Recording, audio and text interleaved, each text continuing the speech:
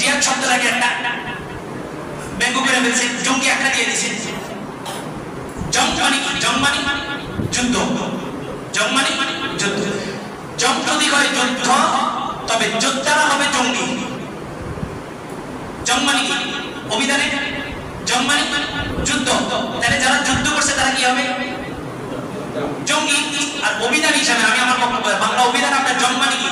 জং মানে যুদ্ধ। তাহলে জং মানে যদি যুদ্ধ হয়, তাহলে যতজন যোদ্ধা আছে ৭১ হোক ২৪ হোক, সমস্ত যোদ্ধারা কি তাহলে জঙ্গি। জং যদি হয় যুদ্ধ, যোদ্ধারা হবে জঙ্গি। অভিধান করো শুদ্ধ, ফিরাও দৃষ্টিভঙ্গি। হয়তো অভিধান শুদ্ধ করেন আর নাহলে দৃষ্টিভঙ্গি পরিবর্তন করেন। এখন জঙ্গি একটা আখ্যা দিয়ে আমাদের কাটকে দিয়েছে। কোন হুজুর কিছু করলেই বাস এগুলো সব কি হয়ে গেছে? জঙ্গি হয়ে গেছে। আল্লাহু আকবার। এই আলেমদের তিনটা শ্রেণী। তাহলে আমাদের জন্য অনুসরণীয় আলেম কারা? যারা সব সময় হক কথা বলে যেতেছে। হকের কথা বলতে গেলে কে বিপক্ষে যাবে, কার মন কালো হবে, কার কি হবে না হবে, এগুলা দেখার বিষয়। কি হবে আলেম হয়ে ইমাম সেজে সমাজেতে, পারো যদি সত্য কথা না বলিতে উচ্চ স্বরে।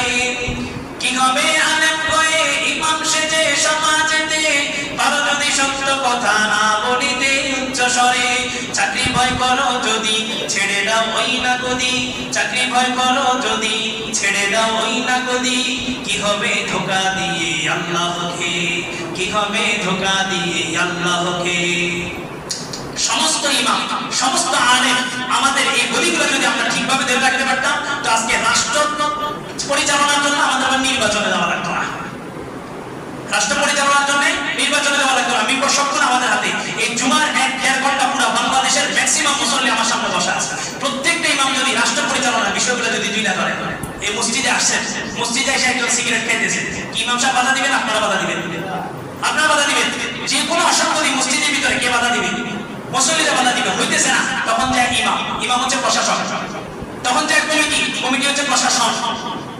এই ইসলামী হুকুমত যদি রাষ্ট্রে প্রতিষ্ঠিত হয়, তো পুরা রাষ্ট্রটা এভাবে মসজিদ হয়ে যাবে। যেটা আল্লাহ রাসূল বলেছেন, ওয়াল আরদু কুল্লুহা মাসজিদান ওয়া তুহুরা।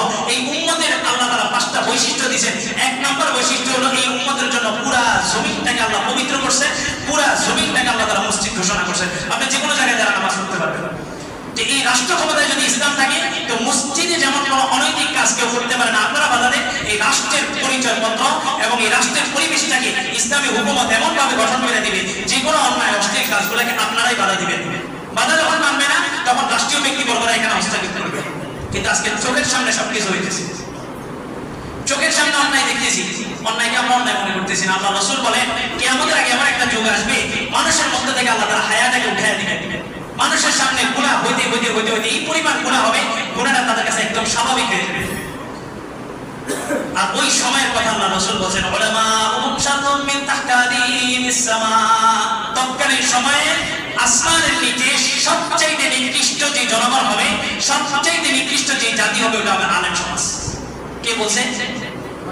আল্লাহ রাসূল বলছে। মুসলিম শরীফের হাদিসের কোট করে আমি নিয়ে আসছি, এখানে আমার বক্তব্য দিতেছি না। রাসূল স্পেসিফিক ভাবে বলেন কেন তারা সবচেয়ে নিকৃষ্ট হবে। রাসূল বলেন, দীনুহুম বুতুনুহুম, তাদের পেট হবে তাদের ধর্ম, তাদের পেট হবে তাদের ধর্ম।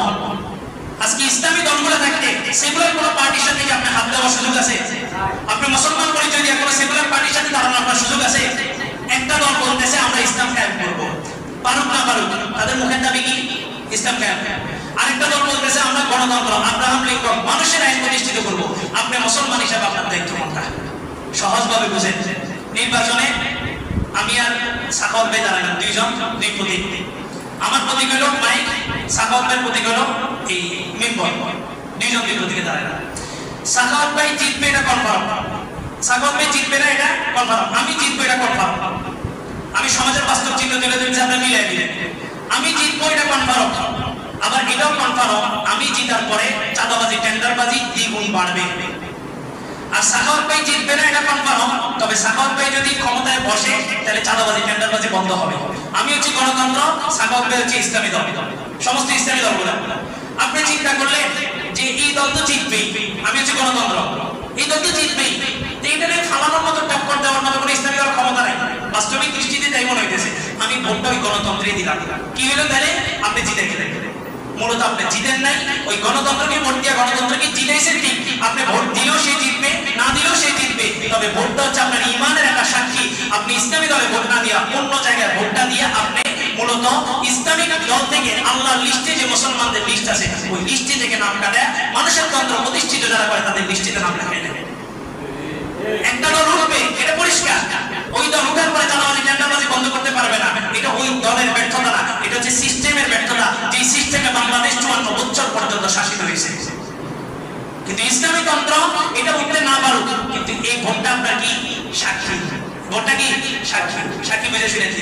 হ্যাঁ, ওই দলে তো আলেম আছে, বললামই তো ওলামা মুনশাতুম মিন তাহতাদিমিস সামা। আল্লাহ রাসূল বলেন কিয়ামতের আগে এমন নিকৃষ্ট একটা যুগ আসবে, ওই নিকৃষ্ট যুগের পরিচালনা যে আলেমরা করবে তারা আসমানের নিচে সবচেয়ে নিকৃষ্টতম প্রাণী হবে। তাদের ধর্ম কি হবে? দীনুহুম বুতুরুহুম। কি গত 16 বছর চামচা দেখিনি?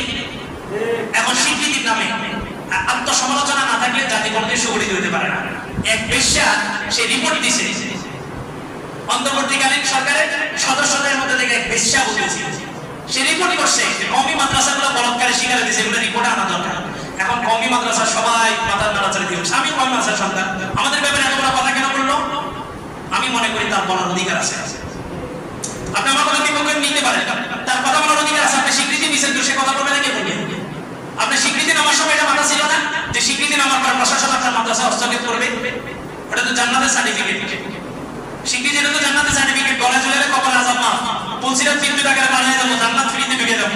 এই স্বীকৃতি আমাদের কি দিছে? লাঞ্ছনা লজ্জিত করা ছাড়া সমাজের মানুষের সামনে আমাদেরকে কি দিছে? আমাদের যে একটা অবস্থান ছিল মানুষের কাছে, আলেম সমাজের যে একটা অবস্থান ছিল, এই এক স্বীকৃতির মাধ্যমে পুরো অবস্থানটাকে আপনি দুলিশাত করে দিয়েছেন। এখন শুরু হয়েছে প্রশাসনিকভাবে বিভিন্ন চাপ আসবে, ওই চাপের দরজাটা তো আপনি খুলে দিয়েছেন। স্বীকৃতি নামার মাধ্যমে কি হয়েছে? কোন একটা মডেল মসজিদে কোন কওমি মাদ্রাসার ছাত্রকে ঢুকে দিয়েছে, ঢুকাবে না? আল্লাহ